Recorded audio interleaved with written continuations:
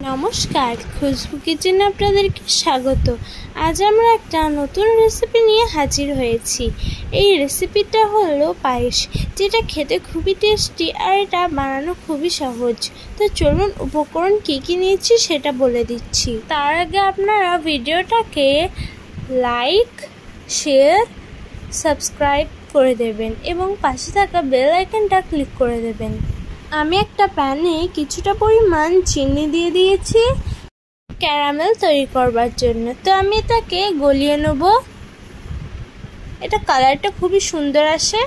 এখানে আমি নিয়েছি আতপ চাল, দুটো তেজপাতা, নিয়েছি দুটো এলাচ, আর নিয়েছি ডেকোরেশন করার জন্য কাজু এবং কিশমিশ।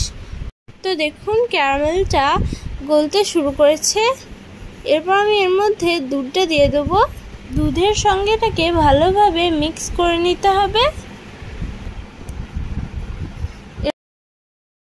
এর মধ্যে অ্যাড করব কোড়া নারকেল। এরপর আমি এটাকে ভালোভাবে চামচের সাহায্যে নেড়ে নেব। এটাকে বেশ কিছুক্ষণ ফোটাবো।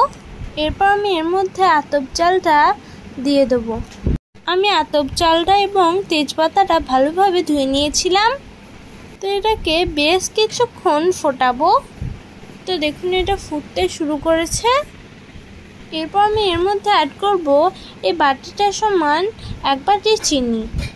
আপনারা চিনির পরিমাণটা নিজের পছন্দ মতো বাড়িয়ে বা কমিয়ে নিতে পারেন। এটাকে আমি ফোটাবো। এরপর আমি এর মধ্যে কাজু এবং কিশমিশটাকে দিয়ে দেবো। এটা ভালোভাবে মিক্স করে নেব। এরপর আমি এর মধ্যে অ্যাড করব এলাচ। এটা ভালোভাবে নেড়ে নেব। এটা বানাতে প্রায় আমার 40 মিনিট সময় লেগে গিয়েছে। তো দেখুন কত সুন্দর লাগছে। ডেকোরেশনের জন্য দিয়ে দিয়েছি কাজু এবং কিশমিশ। আজকের মতো বিদায় নিচ্ছি। ভালো থাকবেন, সুস্থ থাকবেন আর পরের ভিডিওটার জন্য অপেক্ষা করবেন।